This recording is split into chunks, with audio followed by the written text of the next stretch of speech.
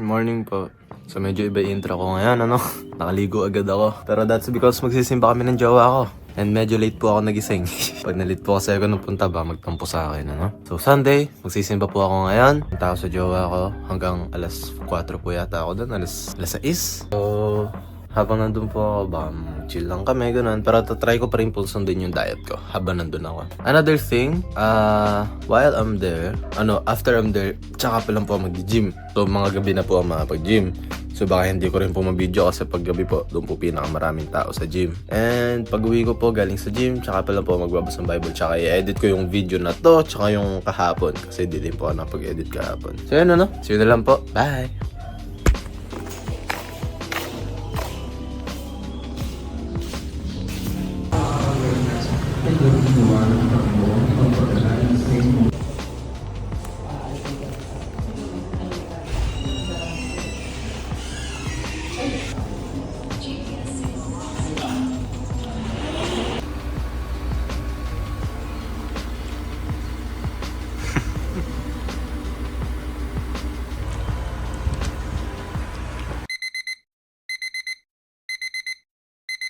Hello po. So, atid ko na po si Gia. So, nag-hangout po kami from 8:30 to right now, which is 6:23. So, mag-gym po ako, ano? Medyo nakakapagod yung araw ko, pero okay na lang, ano? Sulitin natin yung araw dapat, ano? Pambawi ko nga to. Pagka-gym ko po, diretso na ako bahay para magbasa ng Bible. Second ay mag-edit. Edit ko na yung video kahapon tsaka yung video ngayon. So, nasabi ko na rin po kanina yan, ano? Hindi po ako masyado nakapag-video ngayon, ano? Hindi ko po na-video yung biyahe namin, ganun, yung ano. Pero umuulan po kasi, mahirap mag-video habang umuulan kasi baka pa-aksidente kami ng jowa ko, no? And yun lang po, mag-video na lang po ako sa gym kung kaya, no? Kasi marami pong tao mamaya, baka hindi din ako mag-video na maayos. Pero tatry ko po, no? So yun na lang po, ganun. Bye!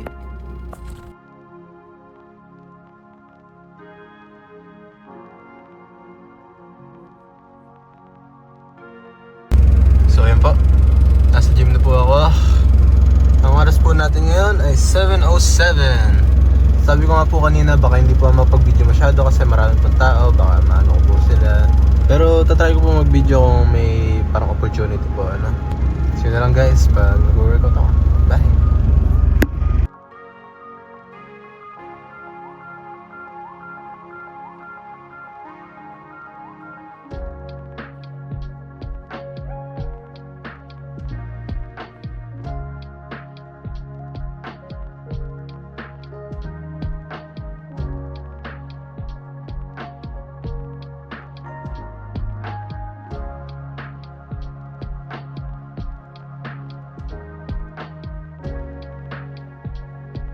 So yun po, ano, pauwi na po ako. Bibilang ko po muna ng pasalubong si Papa. Pares daw, gusto daw ng pares, ano.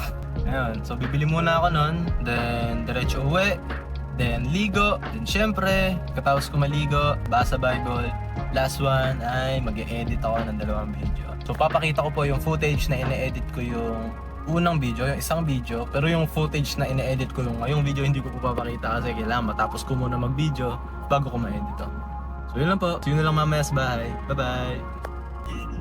So patayin ko yung music para marinig yung engine na.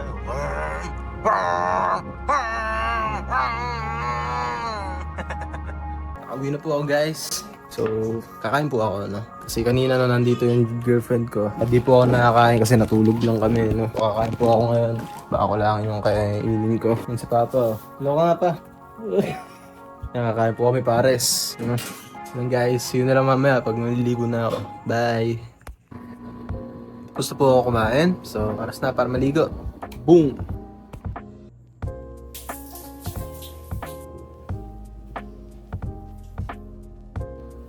Ito po. So nag-skincare na po ako ngayon, ano? So ngayong araw di po tayo masyado napag-usap, ano? So may balak lang akong sabihin sa inyo. Be kind to yourself, no? Maging mabait ka sa sarili mo.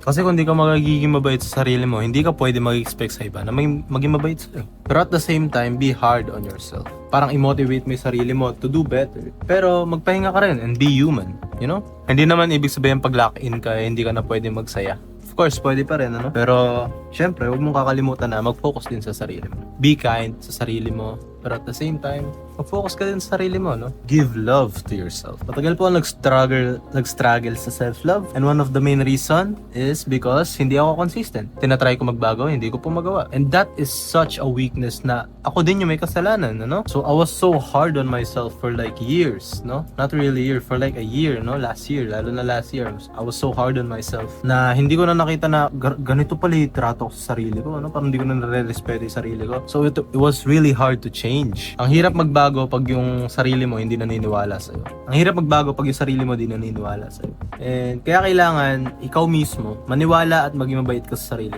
Pag nagsisimula ka pa lang, may mga times na hindi ka magiging consistent. Tulad ako, first day ko ng challenge na to, hindi ako nag-gym. Yun yung main point ng ano na to, mag-improve ako sa sarili ko pero hindi ko ginawa. Pero ano ginawa ko? Mga susunod na araw, tapos yung susunod pa doon, tapos susunod pa doon, ginawa ko siya, no? So, it doesn't have to be perfect. You just have to show up. Okay, that's a beautiful quote. It doesn't have to be perfect. You just have to show up. So, yung vlog ko po, dinadagdagan ko na ng usap session, ano? Para kahit papaano may tema po, may tema. Kumbaga, sa story yung main idea ng vlog, ano? So, hindi lang siya puro tungkol sa self-improvement, parang may pinag-uusapan din tayo. So, yan, Once again, yung gagawin ko na lang po is magbabasa ng Bible tapos mag-e-edit. So, ibibideo ko po yung sarili ko na nag-e-edit. So, pero yung yung Bible is hindi ko na ibibideo. That's because yung Bible ay babasahin ko bago ako matulog. Kasi pag nagbabasa po ako ng libro, promise inaantok po ako, Nalakas po akong token pag nagbabasa ng Bible. So, habang nagbabasa po akong Bible, pagtulog ko na po yun. So, imbis na mag-YouTube ako, magbabasa na po ako, So, yun, Ano ang bala ko sabihin? Be kind to yourself, respect yourself always, and be a man. So, yung mamaya, pag nag-edit na ako, papakita ko na lang footage na. Bye!